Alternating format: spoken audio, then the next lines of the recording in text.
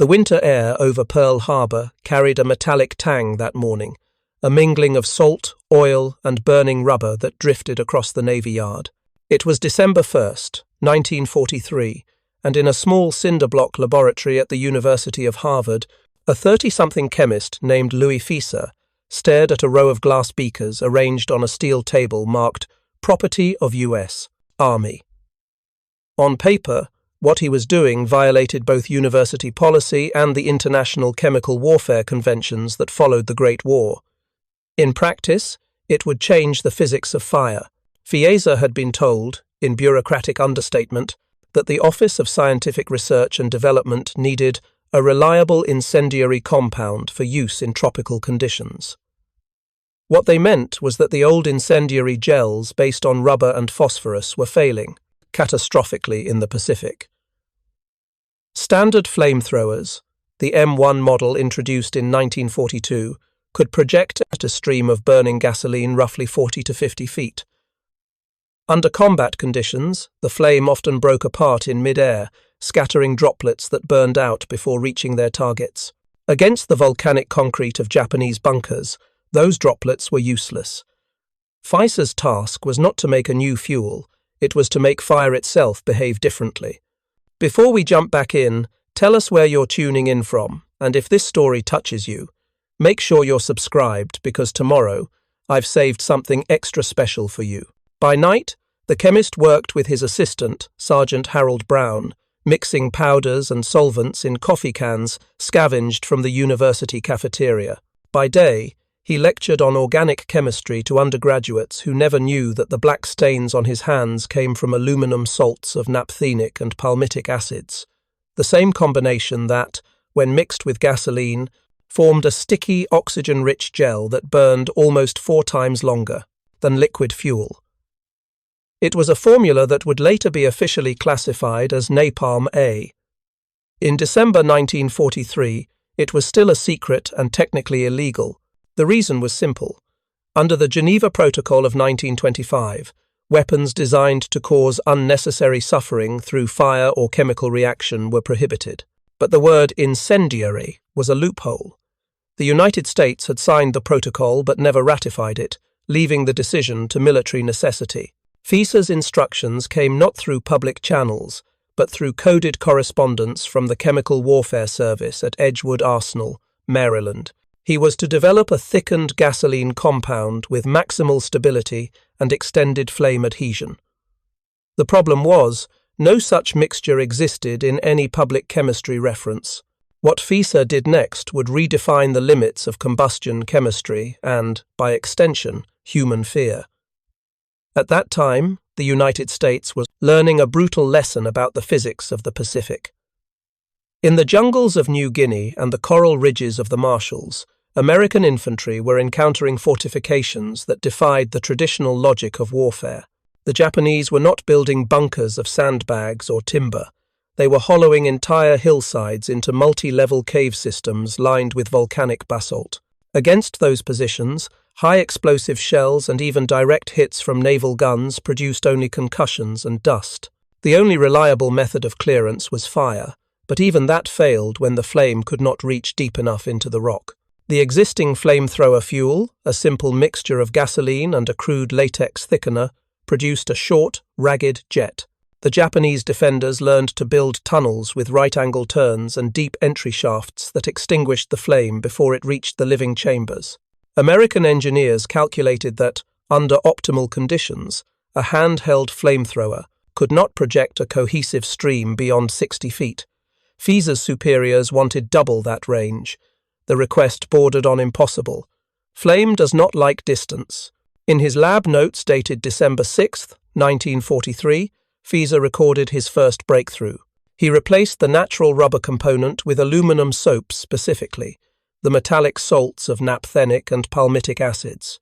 These substances, when dissolved in gasoline, produced a uniform colloidal gel that resisted separation under pressure.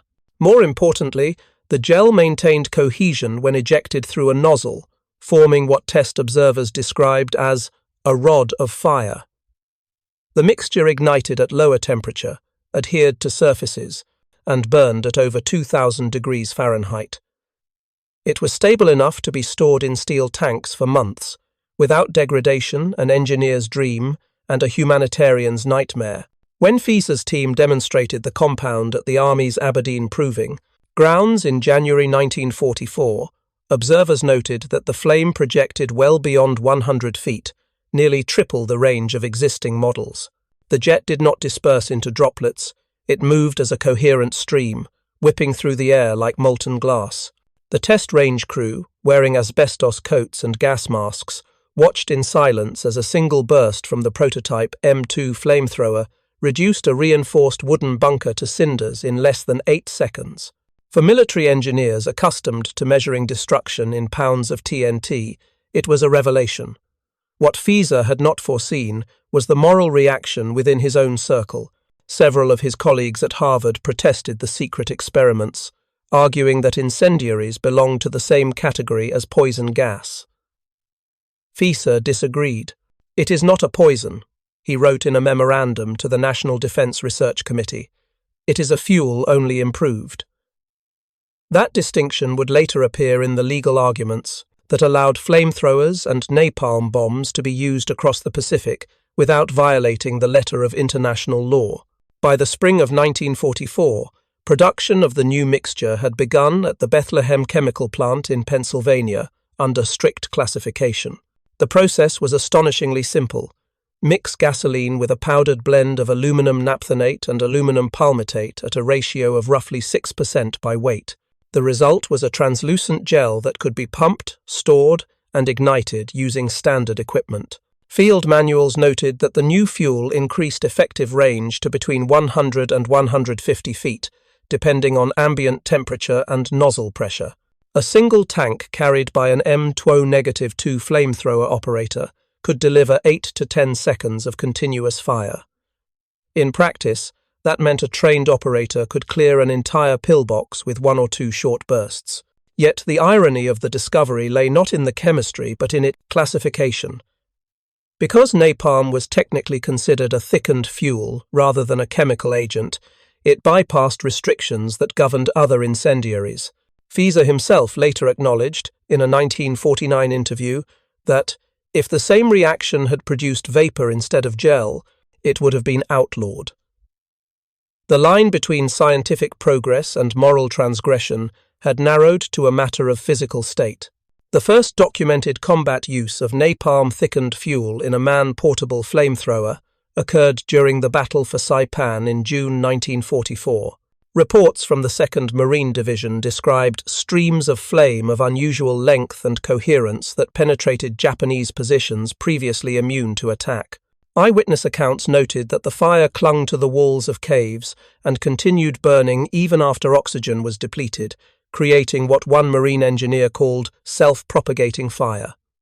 For the first time, the geometry of Japanese defenses, their pride in airtight bunkers, became a liability. The same tunnels that protected them from shell fire now trapped the very air they needed to survive. The new fuel changed more than tactics, it altered psychology. Marine after-action reports from Saipan, Guam, and later Peleliu noted a measurable shift in Japanese defensive behavior. Positions that had previously fought to the last man were being abandoned once flamethrowers appeared. Intelligence intercepts recorded phrases like "Ono no Akuma," demons of flame. The fear was not merely of death but of immolation, an end that violated the Bushido Code's ideal of a clean, honorable fall in battle. To the Japanese defender, fire represented chaos, a force without discipline or mercy, and to the Americans who wielded it, it represented survival. For Fieser, who continued to refine the mixture at Harvard through 1945, the field reports were both vindication and burden. He received quiet commendations from the Chemical Warfare Service, but no public recognition. His work remained classified until after the war. In later interviews, he admitted that he had never witnessed napalm in combat and preferred it that way. "A chemist's responsibility," he said, "is to make reactions predictable. What people do with predictability is another matter. But predictability had its own cost. The more stable the mixture became, the further it travelled, the hotter it burned. By the time of Iwo Jima in February 1945, the fuel had been refined to such consistency that flame tanks, the so-called Zippos, could project a solid column of fire nearly 400 feet under favorable wind conditions. In one of those tanks, the fuel sloshing behind the steel armor was the same illegal compound Fieser had mixed by hand in a Harvard basement barely a year earlier. The men who operated those tanks knew none of that. They knew only that the fuel burned, and hotter, lasted longer, and clung to anything it touched. For them, the chemistry of fire was reduced to a lever, a trigger, and a prayer that the wind stayed at their back. The morning of February 19th, 1945, began with the sound of engines. More than 400 landing craft advanced through the volcanic haze off Iwo Jima's southern shore, each carrying men, tanks, and the accumulated weight of every lesson learned since Tarawa. Among them were 8 M4A3 Sherman tanks modified into what the Marines called Zippos. Inside their armoured hulls lay hundreds of gallons of napalm-thickened fuel, the direct descendant of Louis Fieser's secret formula. By then, the gel had already spread far beyond the Harvard basement where it was born. The Office of Scientific Research and Development had distributed the formula to Pacific depots in 55-gallon drums, each stenciled flame fuel, thickened, specification PWF1. Crews mixed it in the field by hand, stirring powdered aluminum soaps into gasoline with paddles salvaged from mess kits. The process was crude, but the result was consistent, a substance that behaved like liquid tar, burning at temperatures exceeding 2,000 degrees Fahrenheit and adhering to any surface it touched. The Japanese defenders of Iwo Jima had no name for it at first. To them, the American attack on the morning of February 19th seemed familiar, the same naval bombardment, the same waves of Marines advancing over black sand. But as the first Zippo tanks rolled forward, the battlefield physics changed. At 0937 hours, according to 5th Tank Battalion records, the flame tank Satan engaged a suspected cave complex on Green Beach. The range was later estimated at 150 feet. When the gunner triggered the Mark I Navy projector, a solid stream of flame leapt across the sand, maintaining its shape like molten metal before striking the cliff face. Observers reported that the fire appeared to move against the wind, a phenomenon caused by the high velocity and density of the thickened fuel. Within seconds, flames disappeared into the cave mouth, followed by a muffled roar as trapped gases ignited. The temperature inside the confined space rose so rapidly that the rock itself cracked. This was the moment when chemistry became psychology. The Japanese had spent months building what they believed were perfect defenses: interlocking tunnels, multiple chambers, air vents carved through basalt to allow garrisons to survive bombardment. Fieser's napalm turned those advantages into liabilities. The gel flowed along tunnel floors, around corners, and down slopes, consuming all available oxygen. Even defenders in adjacent chambers were suffocated before the fire reached them. For the first time in the Pacific, defenders abandoned positions before direct engagement. Preparing and narrating this story took us a lot of time, so if you are enjoying it, subscribe to our channel. It means a lot to us. Now, back to the story. Marine reports from that week describe a strange silence following the first flame assaults. Positions that had been alive with rifle fire moments before went still. When infantry advanced, they found the entrances blackened, their sandbag fortifications melted into glass. The flame had done what high explosives could not. It had made the enemy vanish. For the Marines, the reaction was mixed. The weapon worked, but it demanded a kind of emotional distance. "You didn't hear them," one flamethrower operator later told an interviewer. "You just saw the fire go in, and nothing came out." He paused. That was enough.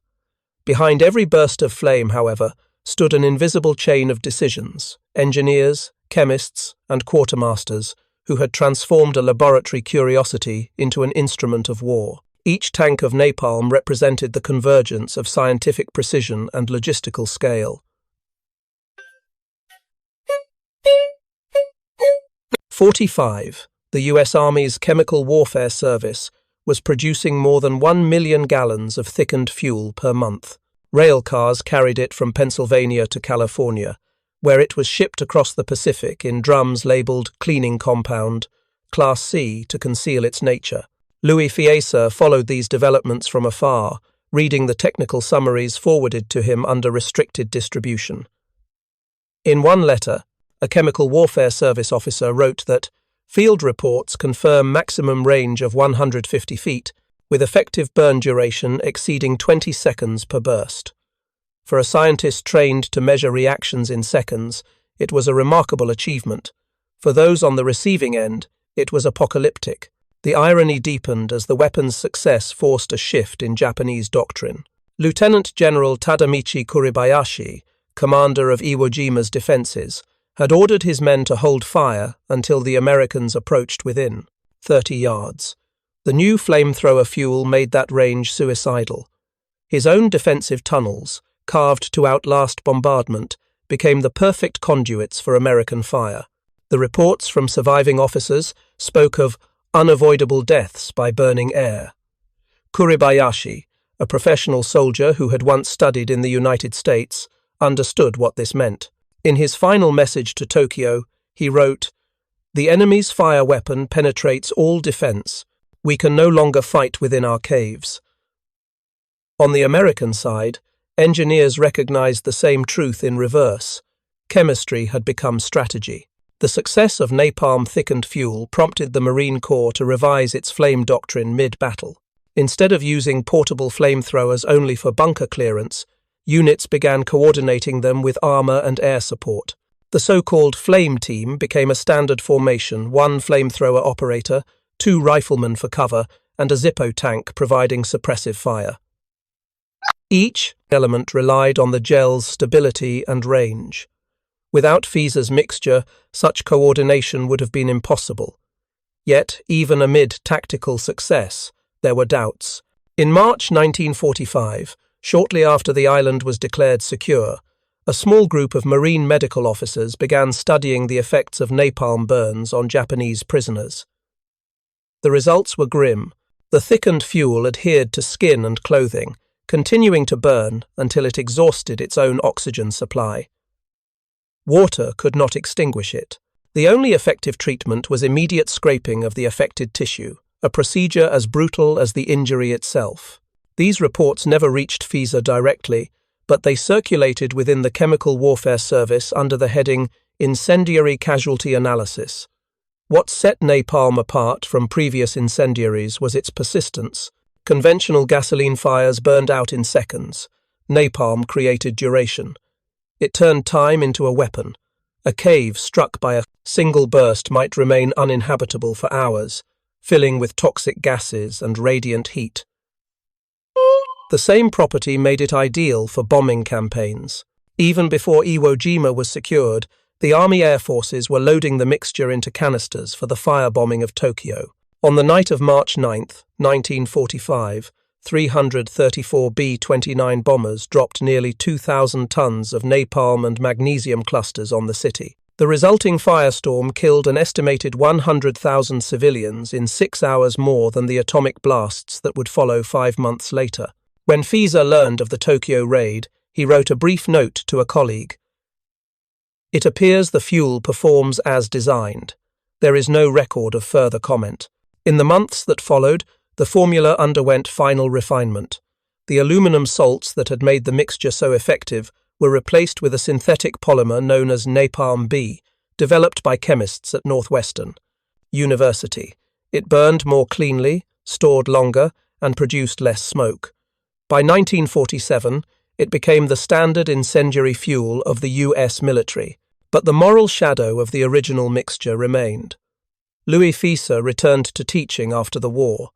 His lectures resumed their pre-war normalcy: organic reactions, carbon chains, aromatic compounds. When asked about his wartime work, he typically deflected, saying only, "It was a contribution to victory." Yet victory had come at a cost he could not fully articulate. In 1949, when a student newspaper published an article describing him as the father of napalm, Fieser wrote to the editor requesting the phrase be removed. "A father should have some say in how his child behaves," he noted dryly. For many of the men who had used his creation, the moral reckoning came sooner. Flamethrower operators on Iwo Jima and Okinawa often spoke of recurring nightmares, tunnels filled with smoke, the soundless collapse of air, the smell of burning oil. One Marine, interviewed decades later, put it simply, "You could win a hill with it, but you couldn't forget it." The irony that defined Fieser's illegal mix was thus twofold. It was forbidden in theory, yet indispensable in practice. It saved lives by ending battles faster, yet annihilated the very notion of honorable combat. It was chemistry stripped of abstraction, the translation of molecular bonds into human consequence. By the end of 1945, the United States had produced over 8 million gallons of napalm-based fuel. Less than 1% was used in flamethrowers. The rest was delivered by aircraft. But the handheld weapon remained the symbol of its intimacy. The sight of a single Marine advancing with a 68-pound tank on his back, projecting a rod of fire 150 feet long, encapsulated the union of science and fear. Historians later debated whether Fieser's contribution constituted a war crime or a wartime necessity. Legally, it was neither.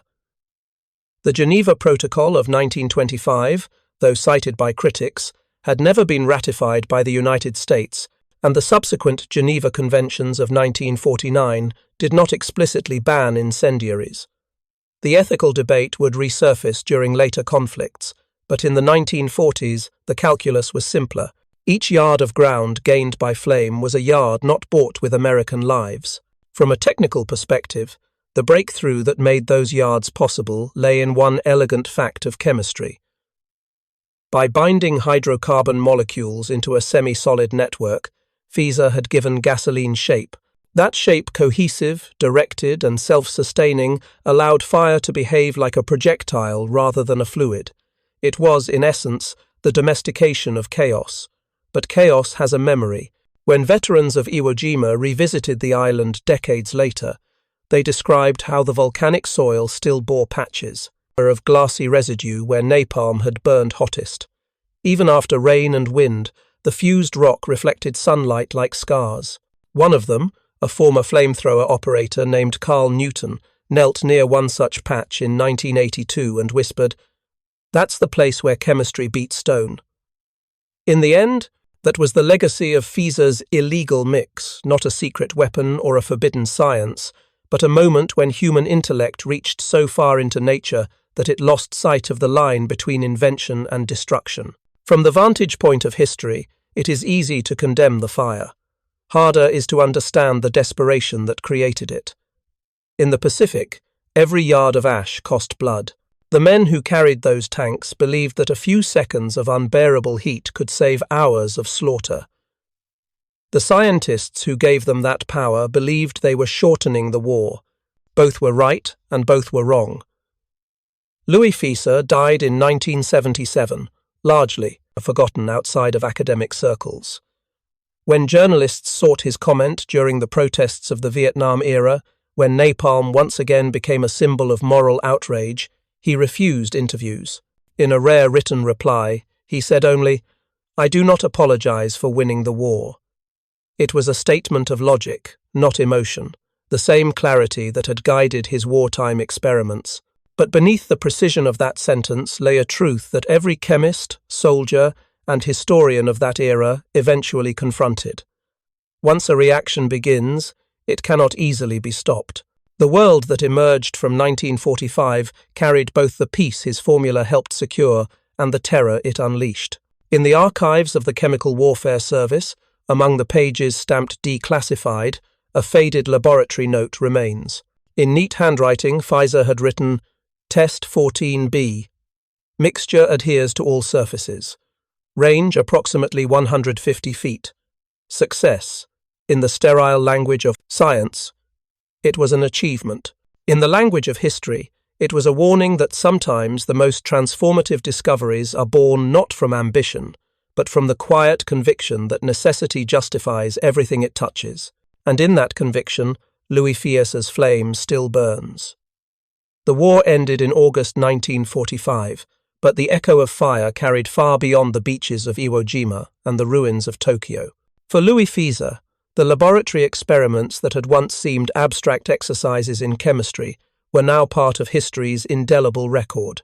He returned to Cambridge, Massachusetts, to resume teaching at Harvard University, his wartime work classified, his name known only to a select few in military and scientific circles. Yet the consequences of his experiments were visible everywhere. In the Pacific, the battlefield was littered with evidence of his creation. Trenches and bunkers that had once been thought impregnable were reduced to molten glass and blackened ash. Veterans spoke not only of tactical victories but of the psychological imprint that the weapon left on men. For the Japanese soldiers who survived, the memory of fire that moved with the precision of a machine yet burned with the indiscriminate fury of nature became a recurring motif of terror. In intelligence reports, they referred to the flame as Ono no Akuma, the demon of fire. Even for the Americans who wielded it, the memory lingered. One flamethrower operator, recalling his service on Iwo Jima, admitted decades later, "We won with fire, but we carried the smell of it home in our heads." The first post-war reflections on napalm came from the military itself.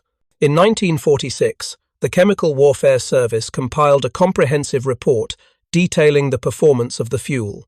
Analysts noted that napalm's efficacy was not just in its temperature or range, but in its ability to shape the battlefield.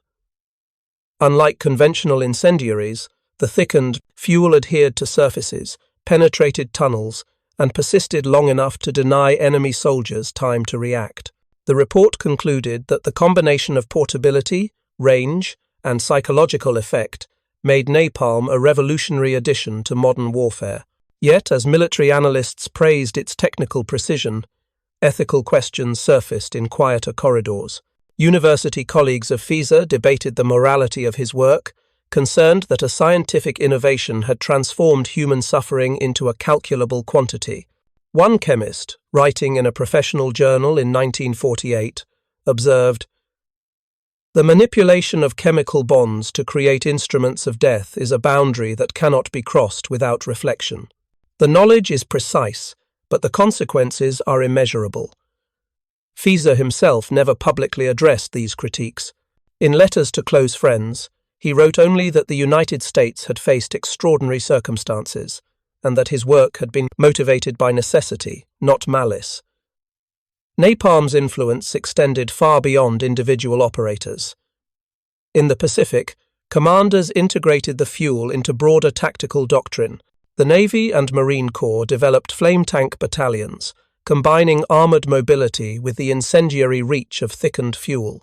Infantry units employed coordinated flame teams to reduce casualties during assaults on cave complexes and fortified ridges. Reports from Iwo Jima, Okinawa, and other islands consistently noted that the presence of napalm-based fuel allowed units to achieve objectives with fewer losses, often altering the calculus of battle. Yet, paradoxically, the very success of the weapon heightened its moral visibility. The psychological consequences were profound. Marines recalled that once a flame weapon appeared, enemy resistance often collapsed before direct contact. Intelligence intercepts recorded a pattern previously unseen. Japanese soldiers abandoning positions, leaving weapons and supplies intact, unable to confront a technology that defied their code of honor. The interplay of chemistry and human behavior created a form of warfare where a single formula aluminum naphthenate and palmitate mixed into gasoline reshaped human conduct. The battlefield had become, in effect, a laboratory for studying the limits of fear and obedience. Outside the Pacific, the American public remained largely unaware of napalm's role. Wartime censorship and classification kept Fieser's name and contributions out of newspapers and radio reports. Only decades later, during the Vietnam War, did the public gain a full understanding of the weapon and its origins. By that time, the formula had evolved into Napalm B, a more refined variant designed for aerial deployment. The lessons of Iwo Jima, the tactical, psychological, and ethical dimensions of incendiary warfare resurfaced in a new context, igniting debate over the boundaries of military science. Historians analyze the weapon have consistently noted the duality inherent in its development. On one hand, Fieser's formula was a technical marvel. It transformed fire from a simple destructive element into a controllable instrument capable of influencing the outcome of battles, saving lives among attacking forces who might otherwise have been exposed to prolonged gunfire or artillery. On the other hand, it created a new category of suffering. Napalm burns were particularly cruel. The gel adhered to skin, generated temperatures exceeding 2,000 degrees Fahrenheit, and continued burning even after initial contact with water or clothing. The physical and psychological toll left lasting scars. For Fieser, this duality was never abstract. In private correspondence, he acknowledged that he had never intended to create a weapon that could harm civilians. His work was aimed at increasing the effectiveness of combat against fortified positions in an already brutal theatre of war. Yet the rapid adoption of napalm in strategic bombing campaigns, most notably the firebombing of Tokyo, demonstrated how scientific inventions could be repurposed once released into the logistical and strategic ecosystem of a modern military. In this sense, Fieser's formula became an agent of its own consequence, divorced from the intentions of its inventor. The legacy of Fieser's work extends into modern military doctrine. Post-war manuals for the Marine Corps, Army, and Navy explicitly reference the principles established during the Pacific campaigns. The importance of a cohesive flame, penetration of fortifications, and the coordination of fire with infantry and armor. These manuals emphasize precision, control, and predictability, reflecting Fieser's insistence on scientific rigor, while also codifying tactics that maximize psychological effect. In essence, his laboratory experimentation informed the way humans fight, extending the influence of a single chemist across decades of operational planning. Equally significant is the moral reflection that accompanies this legacy. Napalm became a central symbol in debates about the ethics of incendiary weapons. In the 1960s and 1970s, anti-war protests highlighted the suffering caused by napalm, particularly in Southeast Asia. Critics drew explicit lines between Fieser's formula, the lessons learned in the Pacific, and the destruction wrought decades later. In retrospect, the formula serves as a case study in the ethical responsibilities of scientists working within military contexts. It demonstrates that even when legality and necessity coincide, human cost may remain immense. Academic discussion has further explored how napalm exemplifies the intersection of technological innovation and psychological warfare. Historians have noted that the substance's effectiveness relied not solely on its thermal properties, but on the way its presence altered human behavior. Enemy troops abandoned fortified positions not simply due to heat, but because the weapon undermined the assumptions that guided their defensive planning. In other words, a chemical solution created a cognitive disruption. The war in the Pacific, already a contest of logistics, training, and endurance, became a laboratory for understanding fear, control, and the limits of human reaction under extreme stress. Napalm also reshaped the narrative of the Pacific War. While iconic images such as the flag raising on Mount Suribachi dominate public memory, the quiet work of chemists like Fieser determined the underlying mechanics of victory.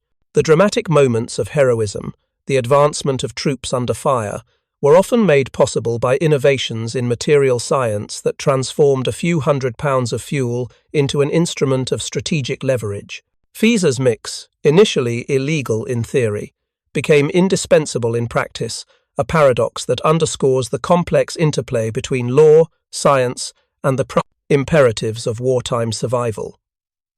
By the late 20th century, Fieser's role in the invention of napalm was largely acknowledged within historical circles.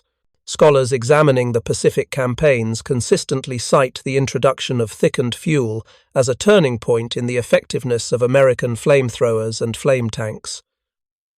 Detailed studies of Iwo Jima, Okinawa, and Peleliu emphasize that the ability to project coherent flame beyond conventional ranges reduced casualties among assaulting forces and accelerated the collapse of entrenched positions. The innovation thus occupies a unique position in military history, at once a scientific breakthrough, a tactical revolution, and a source of moral reflection. The final enduring legacy of Fieser's work lies in its dual nature. Napalm's creation illustrates how human ingenuity can manipulate physical phenomena to achieve strategic objectives, yet it also serves as a cautionary tale. Technical success does not eliminate ethical complexity. The weapon embodies the paradox of necessity and suffering, demonstrating that even precise science can have unpredictable consequences when applied to the theatre of human conflict. When reflecting on his life, Fieser remained consistent. He emphasized technical achievement and operational utility, rarely addressing the broader moral implications of his work. In a 1963 lecture, he remarked, "Science provides tools. How those tools are used lies beyond the bench." That statement, simple yet profound, captures the central tension of the napalm story, that a chemical reaction, designed to solve a tactical problem, can reverberate through human experience in ways that transcend intention. Today, historians, ethicists, and military analysts continue to study Fieser's contributions. They trace the evolution of incendiary weapons from experimental gels in a Harvard laboratory to handheld flamethrowers and aerial bombs that redefined urban warfare. Through it all, one principle endures: the mastery of chemical composition can amplify human will, for better or worse. Napalm did not win wars alone, but it shaped the conditions under which wars were fought, altering both strategy and human psychology in a single remarkable innovation. In the end, the story of Louis Fieser's illegal napalm mix is not simply one of chemistry or military technology. It is a story of the subtle intersections between intellect, necessity, and consequence. It is a story of how one scientist, working quietly in a basement laboratory, produced a reaction that extended far beyond the laboratory walls, affecting soldiers, civilians, and the course of history itself. And perhaps the most enduring lesson is this: in the hands of humans, even the most precise scientific reaction carries weight beyond the beaker. It can redefine the battlefield, challenge moral assumptions, and leave traces in memory, in landscape, in law, and in history that endure long after the flames have burned out. Decades after the beaches of Iwo Jima cooled and the smoke from Tokyo dissipated, the consequences of one chemist's work remained vivid. Louis Fieser had returned to Harvard, to the quiet rhythm of lecture halls, blackboards, and laboratory benches. The roar of flame tanks, the smell of scorched sand, and the fear etched into the minds of Japanese defenders and American operators alike were distant realities. Yet in the archives, in the reports of veterans, in declassified chemical manuals, the echo of his invention persisted. The illegal napalm mixture, as it was once called in whispered internal memos, had transformed warfare in ways that were both tangible and intangible. Tangible, because it altered the mechanics of combat. Handheld flamethrowers could now reach 150 feet. Fortified caves became death traps. Coordinated flame teams allowed infantry to advance with fewer casualties. Intangible, because it altered human behavior. Soldiers abandoned positions not out of cowardice, but because the physical laws Fieser had mastered defied all previous assumptions about survival. Fire became both weapon and messenger, an instrument that communicated inevitability and supremacy before a single shot was fired. For the men who wielded it, the weapon carried a double burden. They bore the weight of metal and fuel on their backs, advancing under the eyes of unseen enemies, knowing the fire they projected would consume anyone and anything in its path. And they carried the memory. Veterans recalled years later how the smoke and heat haunted their dreams, how the soundless collapse of air in confined caves replayed endlessly in their minds. The flame was a tool of necessity, yet it left an imprint no ordinary weapon could match. Fieser himself never sought notoriety. He refused interviews during the Vietnam era, when napalm returned to headlines in a different theatre. In private letters, he emphasized that the fuel was developed to save lives, to give American soldiers a fighting chance against entrenched positions in the Pacific. Yet he could not control its full trajectory. The fuel he had perfected was later dropped from the skies onto cities, creating destruction far beyond the intentions of its inventor. This dissonance between laboratory design and human consequence underscores the central paradox of Fieser's legacy. Innovation, precise and deliberate, can ripple outward in ways impossible to contain. Historians reflect on this paradox as they analyze the Pacific campaigns. Iwo Jima, Okinawa, Peleliu, these battles were shaped as much by logistics, chemistry, and tactical ingenuity as by heroism and courage. Napalm was not decisive alone, yet it amplified the effects of human action. A single Marine with a flamethrower could now operate with the force of dozens, advancing where prior assaults had stalled for days. The psychological shock of fire, coupled with its lethal persistence, created openings that soldiers and commanders exploited with deadly efficiency. Yet the moral dimension persisted. The weapon forced its users, its inventors, and later generations to confront uncomfortable questions. Can necessity absolve the creation of instruments that inflict extraordinary pain? Fieser's experience exemplifies the tension between scientific achievement and ethical responsibility. He approached his work with rigor, curiosity, and a sense of duty, but he could not foresee every context in which it would be deployed. History would provide those answers, sometimes brutally. Napalm's legacy is also instructive because it demonstrates the duality of innovation in war. It is simultaneously protective and destructive, precise and indiscriminate, scientific and moral. The lesson of Iwo Jima is that technology does not merely serve human intent, it shapes it. Soldiers fought differently because of Fieser's creation, commanders planned differently, entire doctrines evolved to incorporate its reach and persistence. In this sense, a single laboratory experiment became a pivot point in military history, altering not only tactics but human perception of combat itself. The island of Iwo Jima still bears traces of this history. Volcanic soil retains the fused remnants of napalm burns, patches of blackened glass glinting in the sun. For returning veterans, those shards are silent memorials, reminders that science, courage, and consequence are inseparably intertwined. One former flamethrower operator, revisiting the island in the 1980s, knelt before a hardened patch of volcanic glass and whispered, "This is where chemistry beats stone." His statement, simple yet profound, captures the enduring truth. Tools, once forged, outlive their creators, leaving marks on the land and the human conscience alike.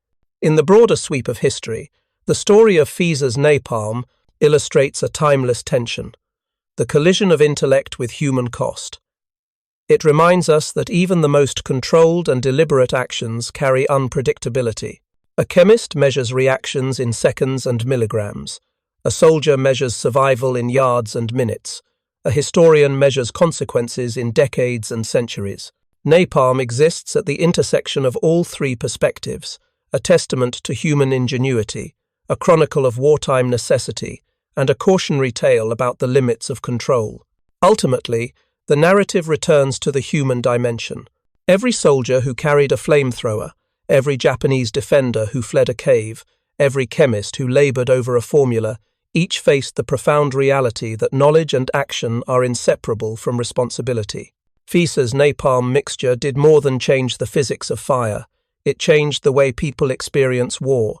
It forced contemplation of what it means to intervene in life and death, to wield power that is simultaneously protective and destructive. As we reflect from a distance of decades, the story of Iwo Jima and the chemist behind its most transformative weapon offers a subtle but enduring lesson. Innovation, even when born of necessity, carries weight. It reshapes landscapes, strategies, and human memory. It can save lives while causing suffering. And, above all, it reminds us that the legacy of science is not merely what it accomplishes, but what it leaves behind in the hearts, minds, and landscapes of all who encounter it. Louis Fieser's flame burned not only on the beaches of the Pacific, but in the history of human conscience. It is a story of brilliance, desperation, and profound irony. And, even decades later, it challenges every observer to ask the same question his contemporaries once faced. How far should human ingenuity reach, and at what cost? Up next, you've got two more standout stories right on your screen. If this one hit the mark, you won't want to pass. And these up. Just click and check them out. And don't forget to subscribe and turn on the notification bell so you don't miss any upload from us.